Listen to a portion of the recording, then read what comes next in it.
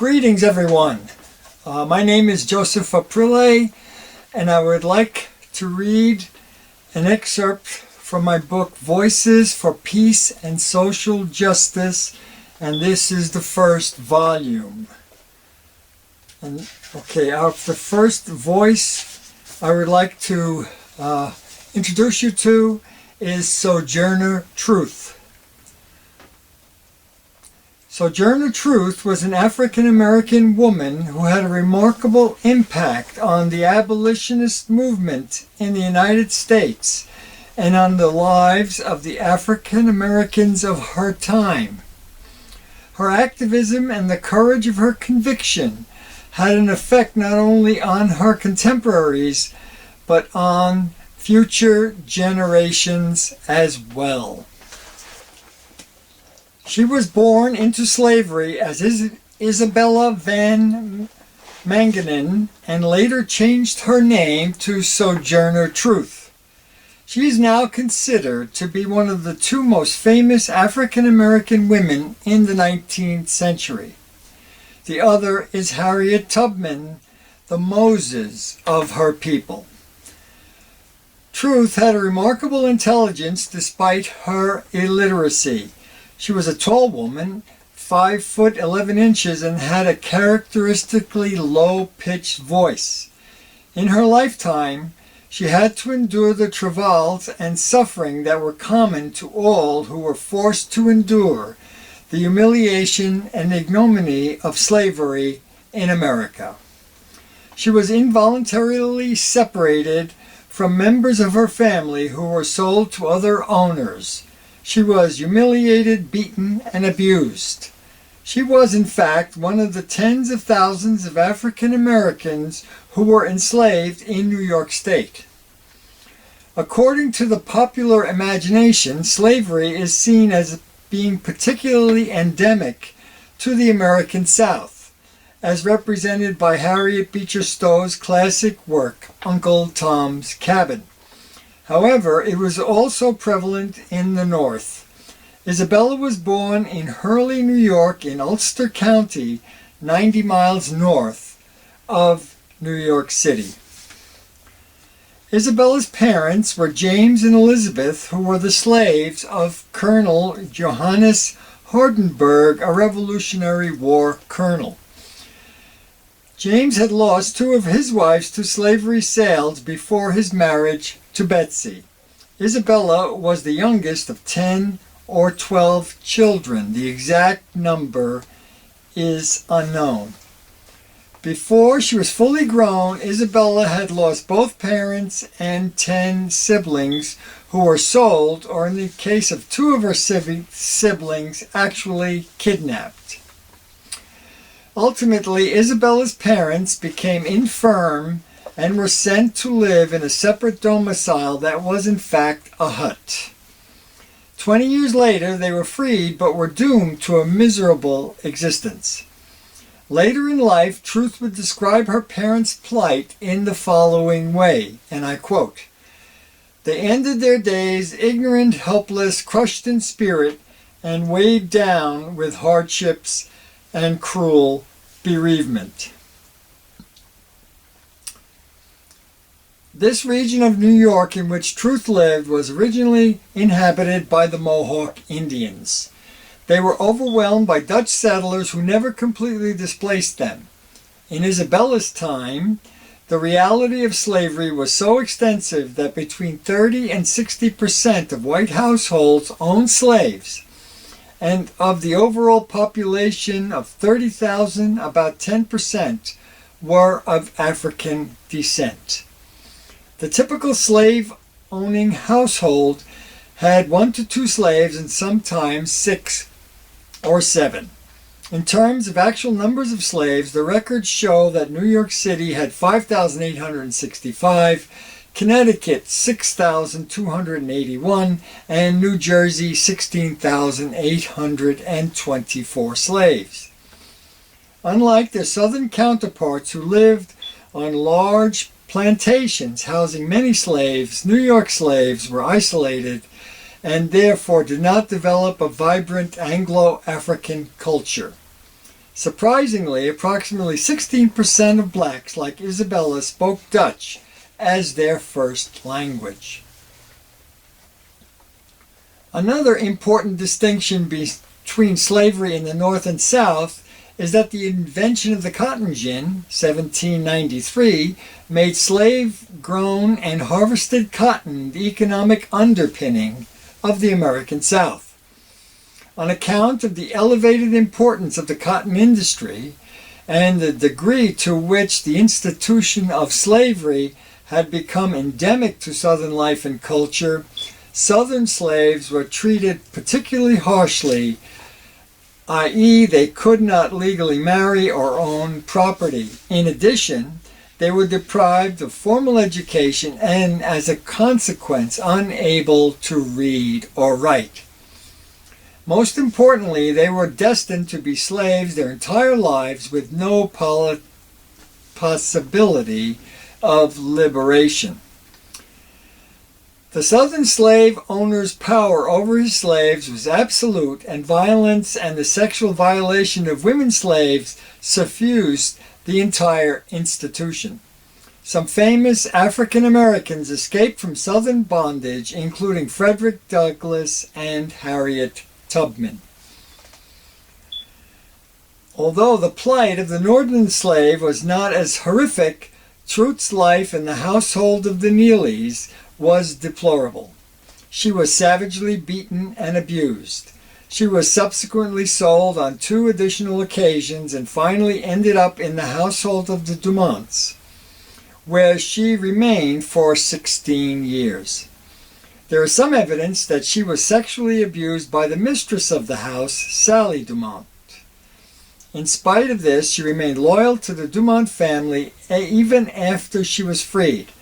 In fact, according to Nell Irvin Painter in her book entitled Sojourner, A Life, a Symbol, and I quote, "Recalling herself as a slave, Sojourner Truth realized that she had been incapable of separating John Dumont's interests from her own, even when serving him meant depriving her own children and setting her against her fellow slaves."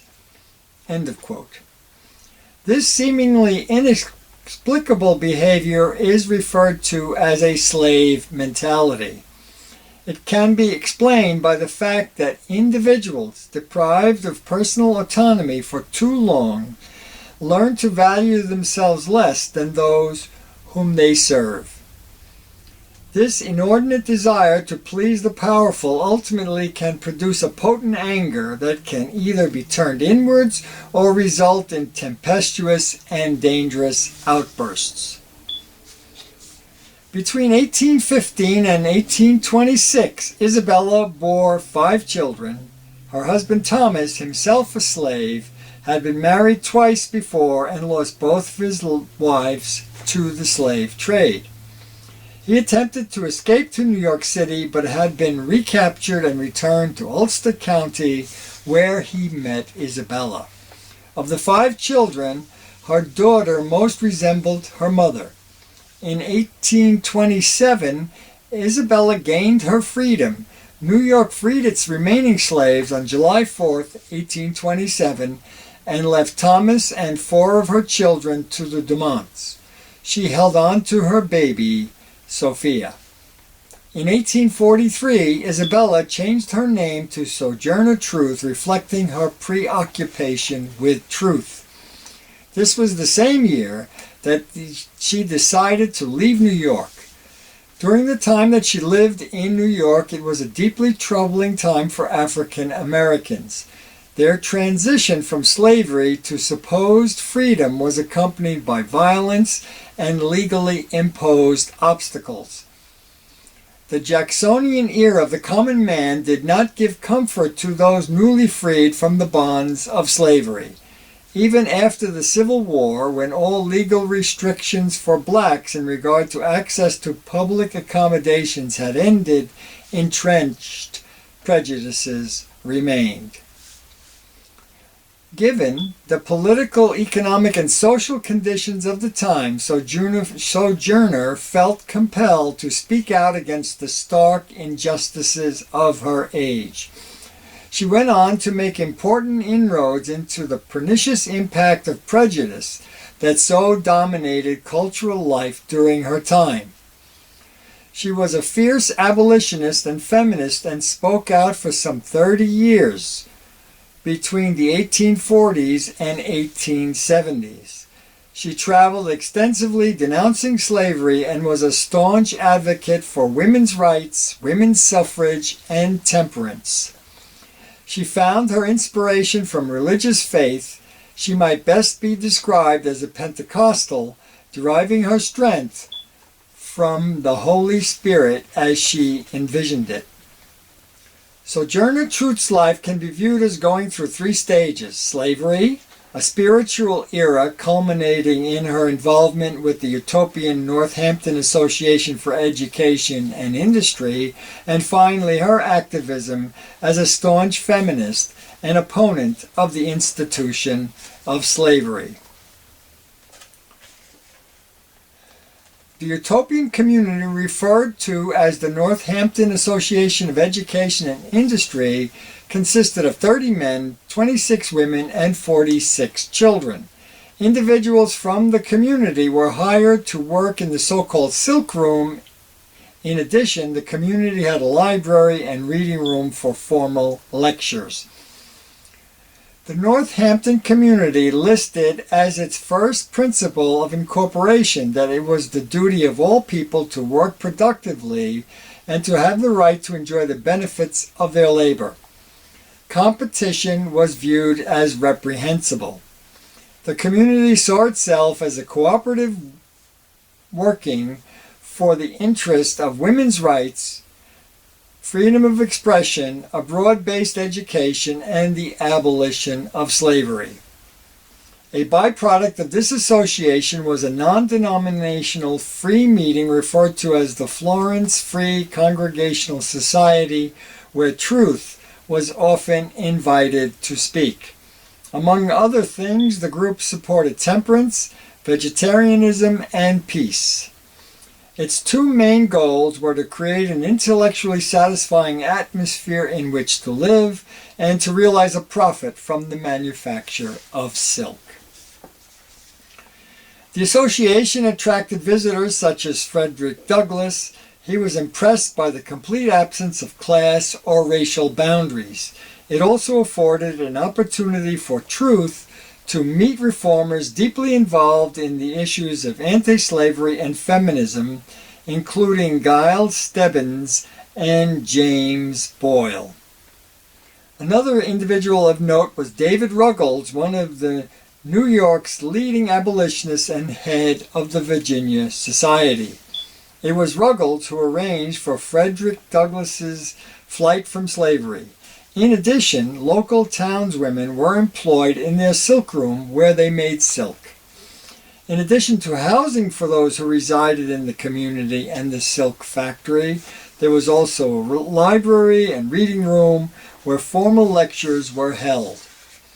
Visitors to the community included William Lloyd Garrison, an integral member of the American Anti-Slavery Society, and editor of the Boston Liberator, and Wendell Phillips, a pillar of anti-slavery and labor reform movements before and after the Civil War. The main appeal of this association was its emphasis on intellectual enrichment and simple living conditions. Of the 270 utopian communities that existed in the United States between 1787 and 1919, 115 were formed between 1842 and 48. It was a period of considerable social unrest and social experimentation. The Northampton community was ultimately dissolved in 1846. Truth stayed on for a while, trying to make it on her own. Inspired by the success of Frederick Douglass's narrative published in 1845, Truth dictated her narrative and autobiography to one of the community's residents, Olive Gilbert. The narrative was completed 3 years later. The narrative of Sojourner Truth, Northern Slave, was first printed in Boston in 1850. Unlike other slave narratives, Truth ends with a note of bitterness regarding the slave experience, but one of forgiveness for the slave holder. Throughout her life, Truth successfully formed networks with like-minded individuals. This ability to communicate and learn from her surroundings, even slavery, in many ways accounted for her astonishing accomplishments. When she left the Northampton community, her energy focused on anti-slavery feminism. This phase of her life led her to apply her oratory skills and evangelical tendencies what came to be the anti-slavery and feminism circuit. In the fall of 1844, Truth gave her first anti-slavery speech in Northampton. In May 1845, she spoke to the annual meeting of the American Anti-Slavery Society in New York. Truth believed in the, in quotes, finite nature of evil and the everlasting quality of good, end of quote. At the Ohio Women's Rights Convention in Akron, Ohio on May 29, 1851, Truth delivered her famous Ain't I a Woman speech. This speech was essentially an unapologetic insistence that women were the equals of men. It must be remembered that Truth was illiterate and never wrote down her words. The account of this speech was reported by Francis D. Cage and was published in 1863. In it, Truth called for equal rights and cited her life experiences as a woman and as a slave. During all her speaking engagements, Truth did not take a political stand until the outbreak of the Civil War. Once the Civil War was underway, she avidly took the side of the Union. She eventually achieved enough notoriety to have been invited to visit Presidents Abraham Lincoln, Andrew Johnson, and Ulysses S. Grant. Following the Emancipation Proclamation, 1863, the subject of the Negro became a common theme in the press. In April 1863 issue of the Atlantic Monthly, Harriet Beecher Stowe wrote an article entitled Sojourner Truth, the Libyan Sibyl. In many ways, Stowe's description of Truth was condescending. For example, she described Truth as, and I quote, a full-blooded African and a fine specimen of the torrid zone, end of quote. Yet, in spite of this tone, she shows her admiration for Truth, especially in regards to her ability to impact an audience with her eloquence. Truth continued to make the rounds of women's rights and anti-slavery meetings. Following the successful conclusion of the war, Truth turned her attention to Washington, the nation's capital. She arrived there in the fall of 1864. Tens of thousands of former slaves from Maryland and Virginia inundated the area and took refuge there. The famous anti-slavery editor Horace Greeley had commented that in Washington the rents are high, the food is bad, the dust is disgusting, and the morals are deplorable, end of quote. Washington was a slaveholding city until an act of Congress in 1862 had changed that. From the end of 1864 through 1868, Truth helped out in refugee camps for the nation's Freedmen's Relief Association that helped ex-slaves with their transition to freedom. She also spent much of her time teaching. As the anti-slavery movement began to wither, Truth turned her attention to women's suffrage. She joined the ranks along with other notable black women, including Ellen Watkins Harper and Harriet Tubman. After Truth had witnessed the deplorable conditions of ex-slaves in Washington, she reasoned that blacks needed to migrate west. She devoted her efforts during the 1870s towards this goal. She addressed Congress through the submission of a petition bearing many signatures. It read, and I quote, "We, the undersigned, therefore earnestly request your honorable body to set apart for them a portion of public land in the West and erect buildings thereon for the aged and the infirm, and otherwise so to legislate as to secure the desired results." There is no evidence that this petition was ever actually delivered to the Congress.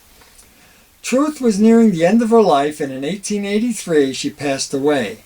Her life's work is certainly a testament to her remarkable courage, steadfast adherence to principles, and a stubborn dedication to achieving equal justice in her time.